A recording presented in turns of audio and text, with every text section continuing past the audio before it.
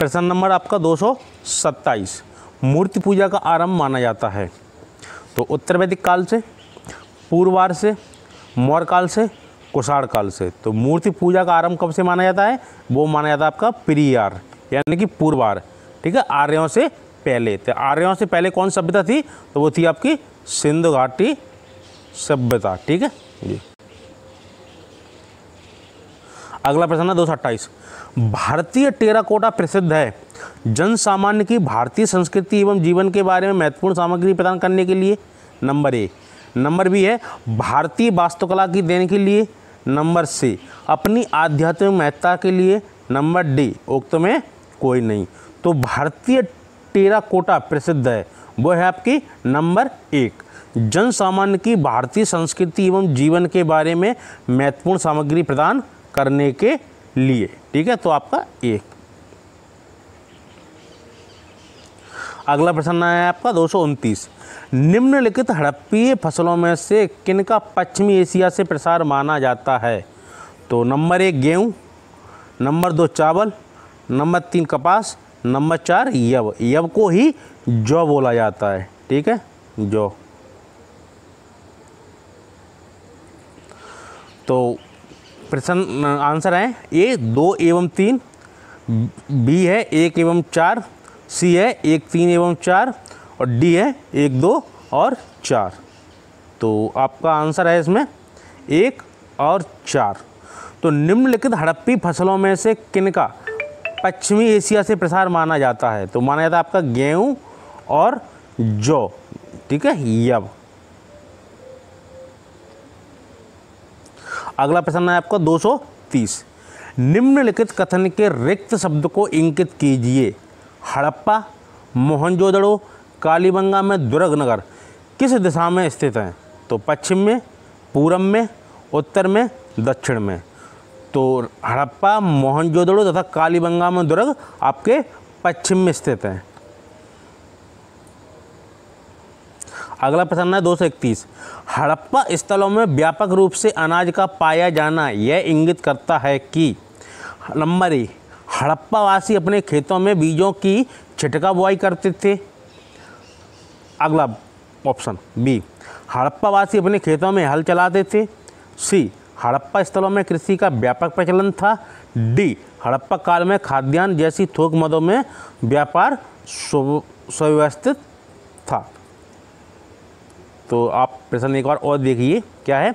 हड़प्पा स्थलों में व्यापक रूप से अनाज का पाया जाना क्या इंगित करता है? तो वो आपका इंगित करता है नंबर सी, कि हड़प्पा स्थलों में कृषि का व्यापक प्रचलन था, इस कारण ही हड़प्पा में अनाज वगैरह के भंडार गृह मिले हैं। अगला प्रश्न है 232, परिपक्व हड़प्पा शिल्प की प्रमुख विशेषता के रूप में मनका बनाने के लिए निम्नलिखित में से कौन सा एक सत्य नहीं है? तो नंबर ए है पुरातत्वज्ञों ने मनके बनाने वाली दुकानों को अपरिष्कृत वस्तुओं के जमाव के आधार पर पहचाना है। नंबर बी, हड़प्पा के मनके सोने, तांबे, शंखों, लाजवर्दों, हाथी दांतों तथा विभिन्न प्रकार के उपरत्नों से बने थे। नंबर सी, चनूदड़ों में औजार, भट्टी एवं तैयारी के विभिन्न चरणों में मनके पाए गए हैं। डी, बनवाली में संरचना में बहुत सारे मनके परिष्कृत एवं अपरिष्कृत दिशाओं में प्राप्त हुए हैं। तो इसका ऑप्शन है आपका नंबर डी। प्रश्न आप एक और देखिए, क्या है? परिपक्व हड़प्पा शिल्प की प्रमुख विशेषता के रूप में मनका बनाने के लिए निम्नलिखित में से कौन सा एक सत्य नहीं है? तो नंबर ए, क्या है? पुरातत्वज्ञों ने मनके बनाने वाली दुकानों की अपरिष्कृत वस्तुओं के जमाव के आधार पर पहचाना है। ये बात सही है आपकी। नंबर बी भी सही है आपकी। कौन सा? हड़प्पा के मनके सोने, तांबे, शंखों, लाजवर्दों तथा हाथी दांतों तथा विभिन्न प्रकार के उपरत्नों से बने थे। ठीक है, विभिन्न प्रकार के उपरत्नों से बने थे। नंबर सी, चनूदड़ों में औजार, भट्टी एवं तैयारी के विभिन्न चरणों में मनके पाए गए हैं। तो ये बिल्कुल सही पाए गए हैं। नंबर डी क्या है? बनावली में संरचना में बहुत सारे मनके परिष्कृत एवं अपरिष्कृत दिशाओं में प्राप्त हुए हैं। तो ये आंसर नहीं है। तो आपके 3 आपके सही है। अगला प्रश्न है आपका 233। निम्नलिखित में से किस पुरातत्वज्ञ ने पूर्व हड़प्पा संस्कृति और परिपक्व हड़प्पा संस्कृति के बीच समानता को सर्वप्रथम अवज्ञात किया है? तो आप लोग प्रश्न समझ गए होंगे। क्या है? किस पुरातत्वज्ञ ने पूर्व हड़प्पा यानी हड़प्पा से पहले और हड़प्पा संस्कृति, पूर्व हड़प्पा संस्कृति से पहले और परिपक्व हड़प्पा यानी कि जब वो बने चरम पर थी, ठीक है, उसके बीच समानताओं को सर्वप्रथम अवज्ञात किया है? तो वो किया है आपका नंबर बी, अमलानंद घोष ने। अगला प्रश्न है आपको 234। हड़प्पा का स्थल किस नदी के तट पर अवस्थित है? तो सिंधु, सरस्वती, ब्यास और रावी। तो हड़प्पा का स्थल है आपका रावी नदी किनारे। कहाँ है ये? पाकिस्तान, ठीक है, के पंजाब प्रांत में, ठीक है जी। अगला प्रश्न है आपका 235।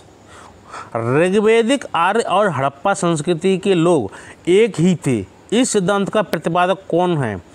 रोमिला थापर, आर.एस. शर्मा, बी.बी. लाल, एच.डी. संकालिया। तो वह है आपके बी.बी. लाल, यानी कि ऋग्वैदिक, आर्य और हड़प्पा संस्कृति लोग एक ही थे। ये इन विद्वान महाशय का कथन है। कौन का? बी.बी. लाल का, ठीक है। इन्होंने कहा है कि ऋग्वैदिक, आर्य और हड़प्पा संस्कृति लोग एक ही थे। अगला प्रश्न है 236।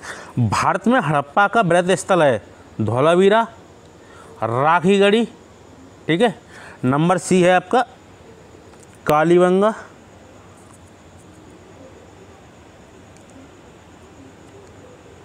कालीबंगन या कालीबंगा, और डी है आपका लोथल।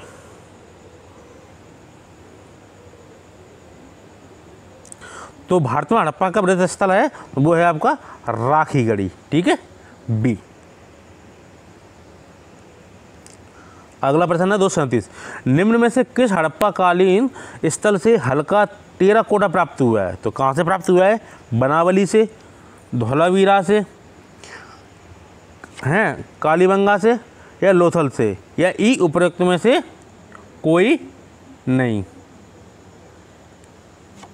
तो आपका ऑप्शन है आपका नंबर ए। निम्नलिखित में से किस हड़प्पा कालीन स्थल से हल्का टेराकोटा प्राप्त हुआ है? तो वो प्राप्त हुआ आपका बनावली से, ठीक है। अगला प्रश्न है आपका 238। हड़प्पा सभ्यता का कौन सा स्थल हरियाणा में स्थित है? तो रोपड़, कालीबंगा, धौलावीरा, बनावली, ठीक है। तो रोपड़ है आपका पंजाब में, ठीक है, और कालीबंगा है आपका राजस्थान में, ठीक है। धौलावीरा है ठीक है गुजरात में, और बनावली है आपका कहाँ? हरियाणा में जी। तो बनावली है आपका हरियाणा में। तो हड़प्पा सभ्यता कौन सा स्थल हरियाणा में स्थित है? तो वो है आपका बनावली, ठीक है। अगला प्रश्न, हड़प्पा की सभ्यता वर्तमान दक्षिण एशिया के विस्तृत क्षेत्र में फैली थी।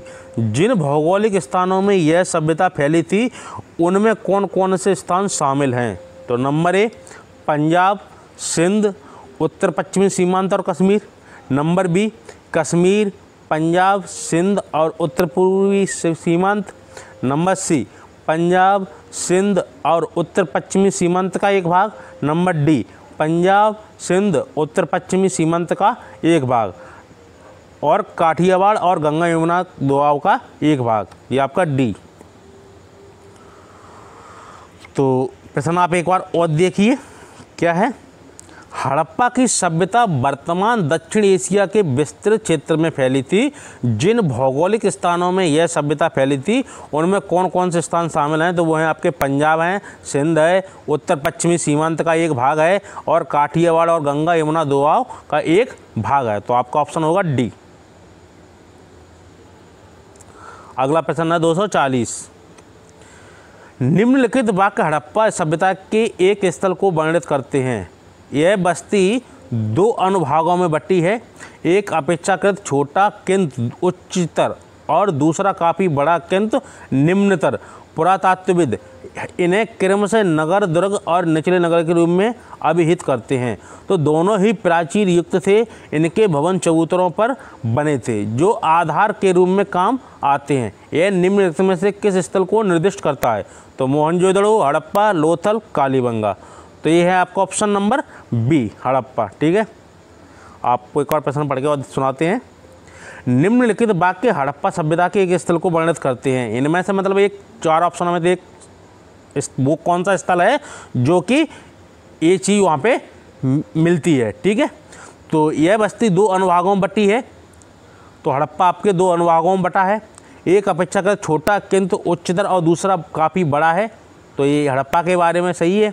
किंतु निम्नतर पुरातत्वविद इन्हें क्रमशः नगर, दुर्ग और निचले नगर के रूप में अभिहित करते हैं। तो दोनों ही प्राचीन युक्त थे।